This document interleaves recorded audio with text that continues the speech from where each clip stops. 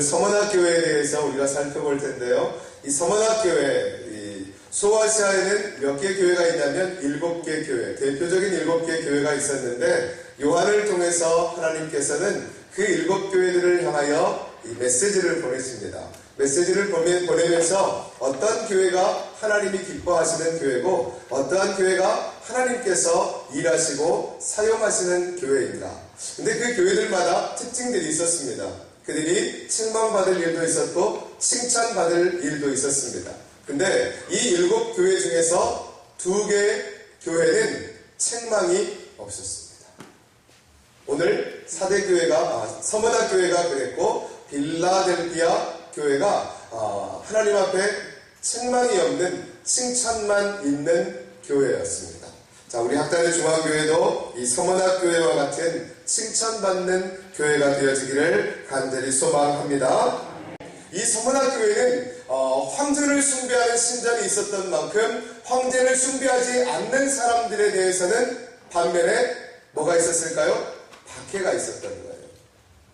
이 황제를 숭배하지 않는 사람들에게는 엄청난 박해가 있었는데 그 박해는 어떠한 것이었는가? 오늘 본문에서 3가지를 말하고 있어요. 구절의 말씀에 보면 내가 너의 환난을 내가 안다라고 하는데 그 환난이라고 하는 것은 무엇인가? 첫 번째, 궁핍이라고 하는 것을 얘기합니다. 여러분, 궁핍은 무슨 뜻입니까? 가난하다는 뜻입니다. 황제를 숭배하지 않는 사람들에게는 무엇을 주지 않았냐면 직업을 주지 않았습니다. 황제를 숭배하지 않는 사람들과는 금전거래도 하지 않았습니다. 황제를 숭배하지 않는 사람들에게는 많은 것들의 이윤을 주지 않았습니다. 여러분, 생각을 해보세요. 초대교회 성도들도 역시 마찬가지였습니다. 예수를 믿는다는 그 이유만으로 이 서문학교회 성도들은 환난과 박해를 받았는데 첫 번째 무엇이었냐면 궁핍이라고 하는 것입니다. 요즘 젊은 세대들이 다포 세대라고 여러분들에게 말씀을 여러 번 드렸는데 많은 것들을 포기합니다. 연애도 포기하고 결혼도 포기하고 자식도 포기하고 사람들과의 관계도 포기하고 여러 가지를 포기한다라고 얘기를 해요. 그 포기하는 가장 궁극적인 원인이 뭔지 아십니까?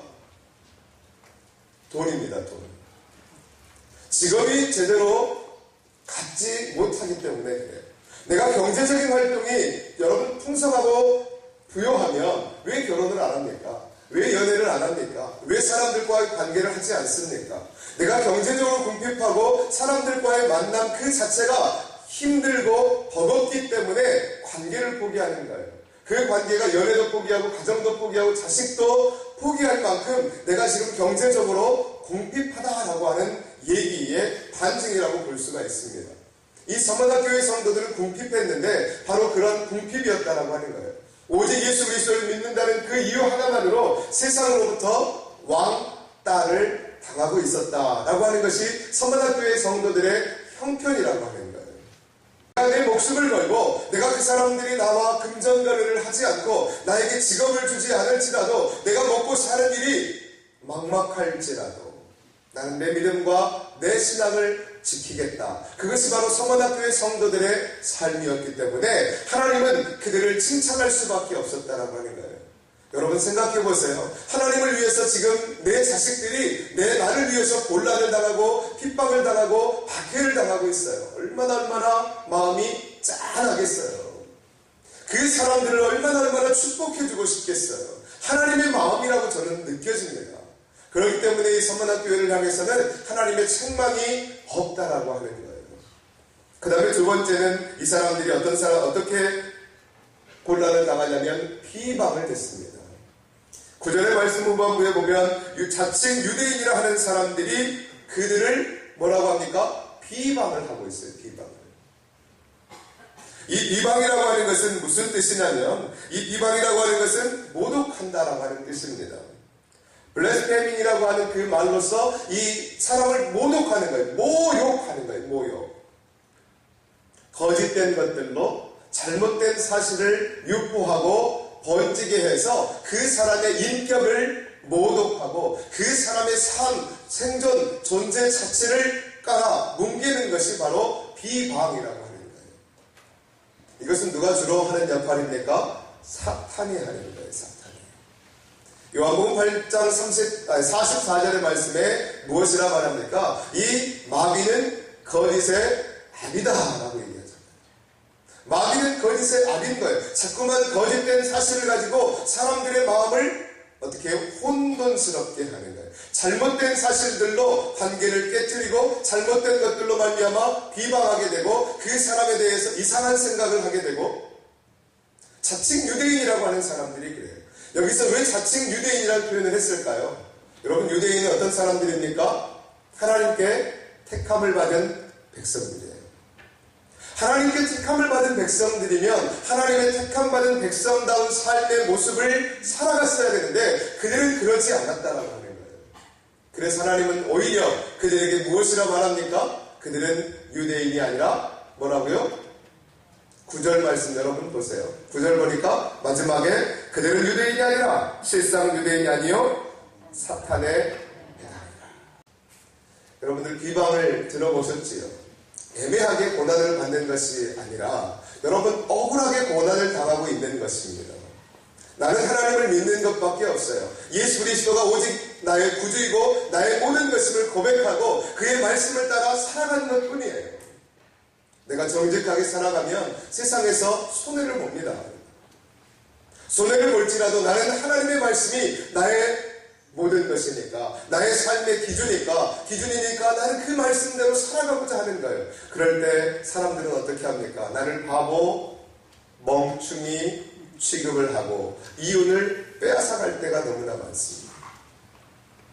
근데 이 서문학교의 성도들이 당하는 이 비방이라고 하는 것은 우리가 상상할 수 없는 것들이에요. 없는 것들. 너무나 힘겹고 버겁습니다.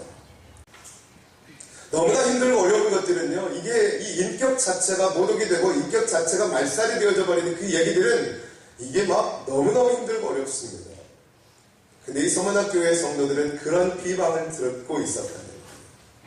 정신적인 고통이에요. 고뇌예요. 고뇌. 그 다음에 세 번째 10절의 말씀에서는 무엇을 얘기하고 있냐면 너는 장차받을 고난을 두려워하지 말라고 하는데 그 장차받을 고난이라고 하는 것은 무엇이냐면 마귀가 몇 사람을 옥에 던져 넣는 거예요. 시험을 받지 않는 옥에 던져 넣는 것입니다. 감옥에 갇혀지는 거예요. 감옥에 갇혀지는 거예요. 감옥에 갇혀진다라고 하는 것은 무엇입니까? 자유를 잃어버리는 거예요.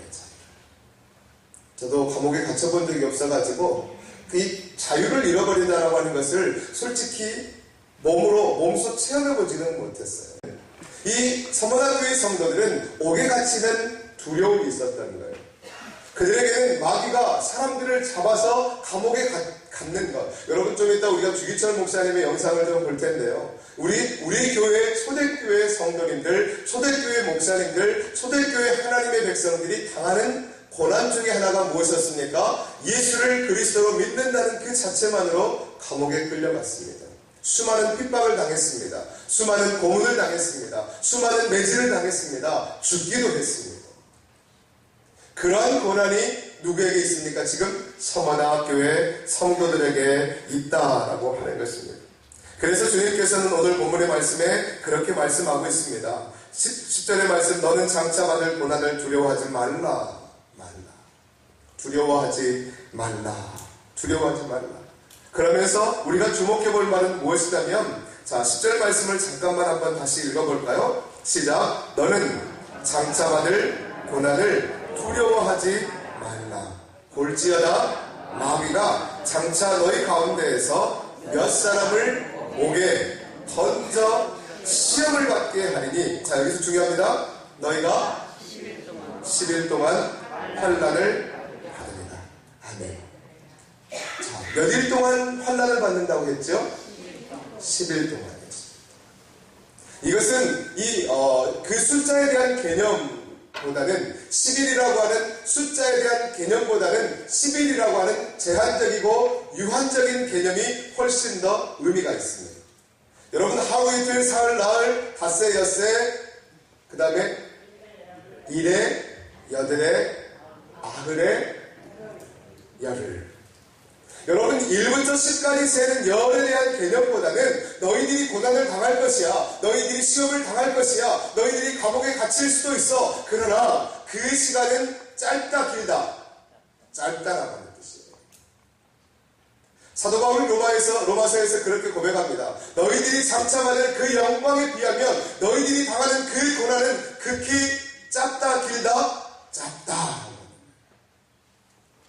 우리가 하나님의 나라에 들어가서 영생 복락을 누리는 그 시간과 우리가 60년, 70년, 100년의 인생을 살아가면서 이 땅 가운데 당하는 고난과 그 환난이 여러분 비교할 수 없다라고 하는 거예요. 하나님이 우리에게 주시는 영생은 영원한 것이고요. 우리가 이 땅에 살아가는 이 세상에서의 삶은 유한하다, 제한적이다라고 하는 사실을 믿으시기를 바랍니다. 그렇기 때문에 우리는 하나님의 나라를 바라보는 거예요. 그리고 지금 우리가 당하는 그 고난과 그 고통과 환난 속에서도 우리가 승리할 수 있는 줄로 믿으시기를 바랍니다. 그래서 주님께서는 그들에게 말합니다. 두려워하지 말라. 우리 옆 사람에게 한번 얘기해 볼까요? 두려워하지 마십시오. 하나님이 계십니다.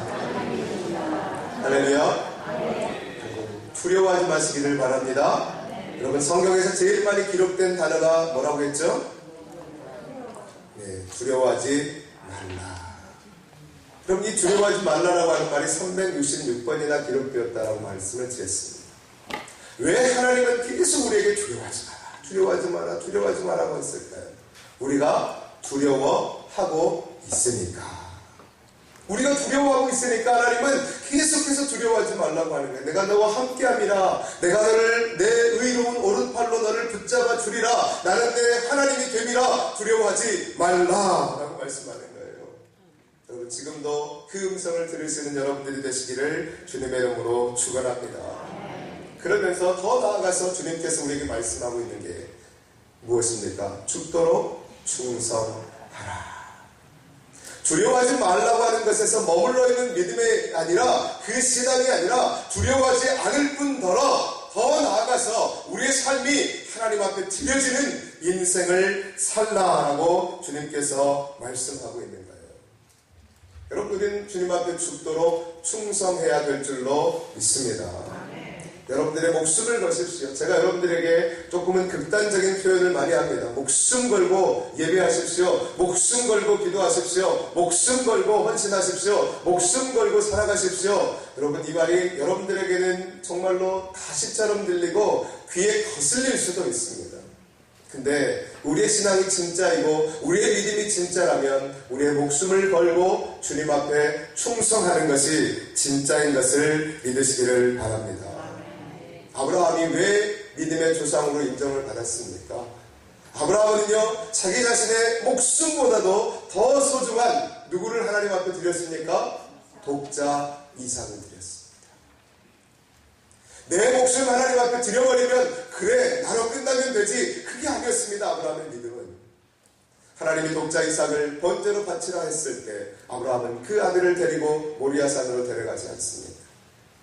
단을 쌌습니다. 나무를 올려놓습니다. 그리고 이 이삭을 묶습니다. 그리고 그 단 위에 이삭을 올려놓습니다. 거기서 끝나는 게 아닙니다. 그 이삭을 잡기 위해서 이 아브라함은 칼을 들었다, 성경은 기록하고 있습니다.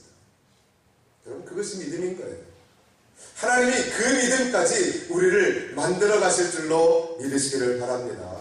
여러분 그 믿음까지 장성하고 성숙해지는 여러분들이 되시기를 주님의 이름으로 축원합니다. 그 믿음이 아니면 우리가 이 땅을 살아갈 수 없어요. 근데 중요한 건 성경이 뭐라고 말합니까? 아브라함이 이삭을 번제로 드렸을까요? 안 드렸을까요? 네? 안 드렸죠. 하나님이 예비하신 숫 양으로 대신하여 번제를 드렸다고 성경은 기록하고 있습니다. 그러나 방금 말씀하신 권사님 말씀도 맞습니다. 하나님은 그것으로 인해 하나님은 이삭을 이미 받으신 줄로 믿으시기를 바랍니다. 이미 하나님께서 아브라함이 모리아산으로 이삭을 데려갈 때부터 하나님께서는 그 이삭을 이미 받으셨어요. 그래서 하나님께서는 반대편에서 숫양을 준비하셔서 숯불 가운데 묶여있게 하셨다는 거예요. 여러분, 우리의 믿음은 거기까지 가야 되는 거예요. 하나님이 뭘 하시든 아멘 할 수 있는 믿음의 권속들이 되시기를 주님의 이름으로 축원합니다. 그럴 때 하나님의 준비하심과 예비하심과 하나님의 역사하심을 경험하게 될 줄로 믿습니다. 우리의 생각 속에 갇혀 있으면 안 되는 거예요. 하나님의 생각까지 우리는 나갈 수 있어야 되는 거예요. 하나님의 수준까지 우리가 나갈 수 있어야 되는 거예요. 그것이 무엇이냐? 바로 예배인 줄로 믿으시기를 바랍니다. 이 예배 가운데 주님을 만나세요. 이 예배 가운데 주의 음성을 들으세요. 이 예배 가운데 주님의 거룩한 능력이 여러분들의 심령 가운데 채울 수 있도록 간절함으로 주님을 기대하시기를 바랍니다. 여러분, 그렇게 해야지 하나님을 만나지 않겠어요? 그 만남 때문에 우리가 죽도록 충성할 수 있지 않겠습니까? 죽도록 충성하기 위해서 제가 여러분들에게 세 가지만 말씀을 좀 드리려고 합니다. 첫 번째는 뭐냐면, 우리가 하나님 앞에 죽도록 충성하기 위해서 저는 가장 우선해야 되는 게 뭐냐면 분명한 신앙 고백이라고 생각합니다. 분명한 신앙 고백이에요. 성경에서 가장 완벽한 신앙의 고백은 뭐냐면 마태복음 16장 16절의 말씀입니다. 자, 우리 제자 훈련하시는 분들 한번 외워볼까요? 시작! 목요일 날 했는데 시몬 베드로가 대답하여 가라사대 주는 그리스도시요 살아계신 하나님의 아들이십니다. 할렐루야. 이게 완벽한 신앙의 고백이에요. 주는 그리스도시요 살아계신 하나님의 아들이십니다. 이런 신앙 고백이 있어야 되는 거예요. 예수는 나의 주님이시고 그분은 메시아이고 그분은 하나님이십니다. 확실한 믿음의 고백을 가질 때 우리는 목숨도 아깝지 아니하고 우리의 목숨까지도 주님 앞에 드릴 수 있게 되어질 줄로 믿습니다. 여러분, 그렇습니다. 주기철 목사님 우리가 너무나 잘 알고 있지 않습니까? 일사각오의 신앙과 믿음입니다. 우리 너무나 비본질적인 것들에 우리의 마음을 너무나 많이 빼앗기고 있습니다. 주님의 나라와 그 영광을 위해 우리 헌신과 섬기는 모습은 얼마나 회복되어지고 있고 나의 삶 속에서 얼만큼 이루어지고 있는가라고 하는 거죠. 우리 분명한 이 주기철 목사님이 고난 속에 핍박 속에 그러한 이 못 널판지를 걸으면서도 성도들에게 당당하게 얘기할 수 있었던 것은 무엇입니까? 하나님에 대한 분명한 확신이었고 예수 그리스도에 대한 분명한 확신이었고 저 천국에 대한 분명한 소망이 있었기 때문에 그렇습니다. 여러분, 우리가 입술로만에 주는 그리스도시요 살아계신 하나님의 아들이라고 고백하는 것이 아니라 여러분들의 삶 속에서 일사각오의 믿음과 그 순교의 정신이 회복되어지시기를 주님의 이름으로 축원합니다. 여러분, 그것이 우리에게 있어야 합니다. 환난과 핍박 중에도 성도는 신앙 지켰네. 옥중에 매인 성도나 양심은 자유 얻었네. 이쪽에도 우리가 설교를 끝나고 찬양할 텐데요. 여러분, 우리는 입술로만의 고백이 아니라 그 고백이 우리의 심령 가운데 뜨거운 피로 흐르고 우리의 삶에 풍성한 열매가 맺혀지는 놀라운 역사가 있기를 주님의 이름으로 축원합니다. 주는 그리스도시요 살아계신 하나님이신 것을 믿으시기를 바랍니다. 그 고백이 여러분들 속에 회복되어지기를 주님의 이름으로 축원합니다. 두 번째는 무엇이냐면 하나님의 자녀되는 자존감이 우리에게 있어야 되겠다라고 하는 거예요. 하나님의 자녀가 되어지는 자존감이라고 하는 것이 참 중요합니다. 내가 하나님의 자녀라고 하는 거예요. 내가 하나님의 백성이라고 하는 거예요. 그것이 우리에게 회복이 되지 않으면 안 된다라고 하는 거죠. 내가 하나님의 자녀다. 우리 한번 고백해 볼까요? 나는 하나님의 자녀입니다. 내 안에 하나님이 계십니다. 내 안에 성령님이 계십니다. 내 안에 예수님이 계십니다. 나는 하나님의 자녀입니다. 할렐루야. 여러분, 그것이 우리의 신앙의 자존감이 되어야 되는 거예요. 이 자존감이라고 하는 것은 스스로 자기 자신을 평가하는 거예요. 그래서 이 자존감에는 낮은 자존감이 있고 높은 자존감이 있어요. 내 자신을 나 스스로 어떻게 평가하느냐에 따라서 자존감이 낮아질 수도 있고 자존감이 높아질 수도 있는 거예요. 사도 요한이 예수님의 말씀을 들어 우리에게 말씀하고 있습니다. 우리가 너무나 잘 알고 있는 요한복음 1장 12절 말씀입니다. 우리 한번 같이 보겠습니다. 시작. 영접하는 자 곧 그 이름을 믿는 자들에게는 하나님의 자녀가 되는 권세를 주셨으니. 아멘. 하나님의 자녀가 되는 무엇을 주셨어요? 권세를 주셨어요. 바울은 빌립보 교회 성도들에게 이렇게 말하지 않습니까? 우리가 너무나 잘 알고 있는 것입니다. 빌립보서 4장 13절 시작. 내게 능력 주시는 자 안에서 내가 모든 것을 할 수 있느니라. 할렐루야. 이게 바로 자존감인 거예요. 높은 자존감인 거예요.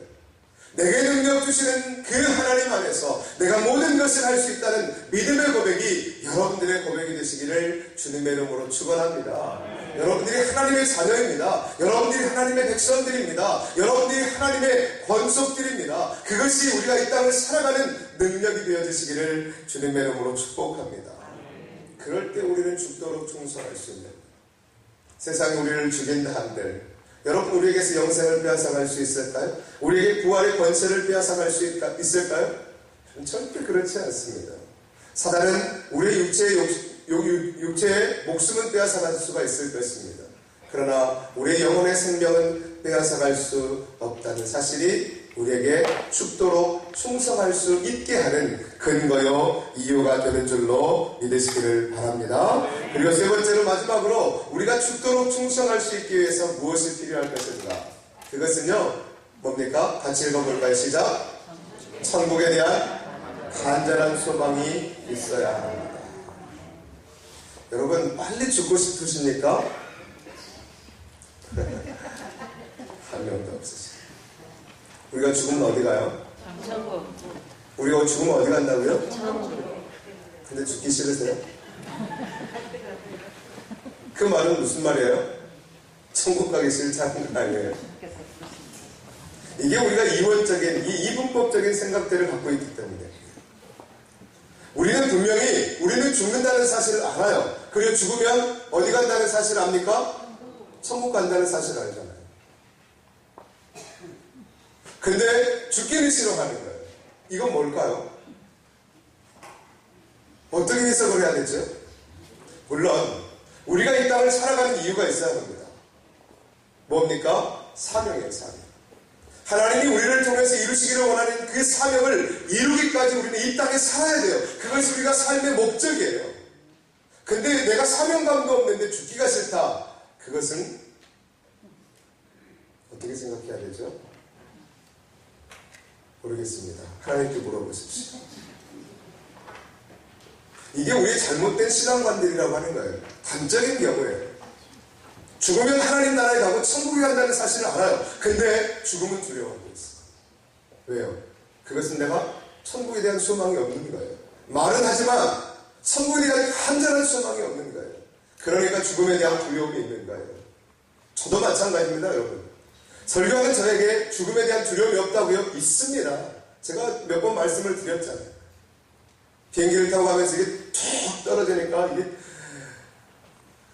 평상시에는 하나님 제가 죽으면 천국 갑니다. 죽으면 천국 갑니다. 죽으면 천국 갑니다. 저희 아내가 이 말을 되게 싫어하거든요. 제가 빨리 죽는 걸 싫어하겠지요. 근데 죽으면 천국 간다는 소망이 있어요. 확실해요. 근데 순간 죽을 위기에 처하니까 아이고야 이게 참 아직도 제가 덜 됐다는 소리예요. 덜 됐다는 소리.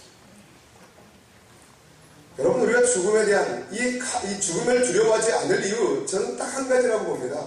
천국에 대한 분명한 확신이 있고 천국에 대한 간절한 소망이 있다면 여러분 우리는 죽음을 두려워하지 않을 수 있는 줄로 믿습니다. 여러분 천국에 대한 간절한 소망으로 살아가시는 여러분들 되시기를 주님의 이름으로 축원합니다. 여러분들이 이 땅에 살아갈 마음이 있다면 여러분들이 이 땅을 살아가는 이유와 목적을 발견하십시오. 그것이 사명인 것을 믿으시기를 바랍니다. 그래서 우리의 인생 그 자체가 의미 있고 목적이 있고 하나님께 영광이 되어지는 여러분들의 인생이 되시기를 주님의 이름으로 축원합니다. 오늘 이 서문학교의 성도들에게 말씀하시는 게 바로 그거예요. 하나님께서 무엇이라고 말씀하십니까? 네가 죽도록 충성하라. 그리하면 뭐를 주시겠다고 했어요? 생명의 관을 내게 줄 것이다. 생명의 관을 준다라고 하는 것을 우리가 다른 것으로 말하면 이 야고보서에서도 나오는데 야고보서 1장 12절에서 시련을 참으면 시험을 참는 자에게 복이 있는데 생명의 면류관을 줄 것이다 라고 말씀하고 있거든요. 그 말이나 이 말이나 똑같습니다. 그것은 바로 우리에게 무엇을 주십니까? 영생을 주시는 줄로 믿으시기를 바랍니다. 죽어봐라. 그러면 내가 너를 다시 살릴 것이다 라고 말하는 거예요. 왜냐하면 8절의 말씀 여러분 보세요. 하나님 예수님을 어떻게 말씀하고 있습니까? 서문학교의 사자에게 편지하라. 처음이요 마지막이요. 그 다음에 뭐라고 합니까? 죽었다가 살아나신 이가 이르시되. 죽었다가 살아나신 이가 이르시되. 내가 죽었다 살아난 것처럼 너희들이 죽으면 내가 너희들을 다시 살리겠다. 그것이 주님의 약속인 것을 믿으시기를 바랍니다. 그 약속 믿고 살아가세요. 그 약속. 네가 나 죽여봐. 나는 다시 살아날 수 있어. 네가 나를 뭉개봐. 나는 다시 하나님께서 일으켜 세우실 거야. 그 믿음을 가질 때 우리는 죽도록 충성할 수가 있는 거예요. 그래서 그들에게 약속하신 것이 무엇입니까? 11절에 이기는 자들에게는 둘째 사망의 해를 받지 아니하리라. 둘째 사망의 해가 무엇입니까? 지옥불에 떨어지지 않겠다라고 하는 거예요. 그 말은 역적으로 보면 무엇입니까? 너희들을 천국에 들어가게 하겠다라고 하는 뜻인 거죠. 사랑하는 성도님들, 죽음을 두려워하지 마시기를 주님의 이름으로 축원합니다. 어르신들, 아이고 나 죽어야 되겠다 할 때 빨리 돌아가세요. 그러면 시험 든다고 하잖아요. 왜냐하면 우리는 물론 그래요. 건강하게 오래오래 사는 거예요. 장수도 축복입니다. 장수도 축복입니다. 그 축복을 누리십시오. 그러나 그 장수의 축복을 누리며 하나님의 영광이 무엇인가를 여러분들의 삶 가운데 살아내시기를 주님의 이름으로 간절히 부탁드리겠습니다. 여러분, 우리는 서문학교의 성도들 같지는 않습니다. 우리의 고난이 과연 서문학교의 성도들의 고난에 비할까요? 예수님의 그 십자가의 핍박과 고난에 비할까요? 여러분, 비교할 수 없습니다. 그렇다면 감사함으로 살아가시고 여러분들의 삶에 주어지는 현장 속에 죽도록 충성하셔서 하나님의 생명의 면류관을 받으시고 둘째 사망의 해가 여러분들을 감히 범접하지 못하도록 승리하며 살아가시는 여러분들의 삶이 되시기를 주님의 이름으로 축원합니다.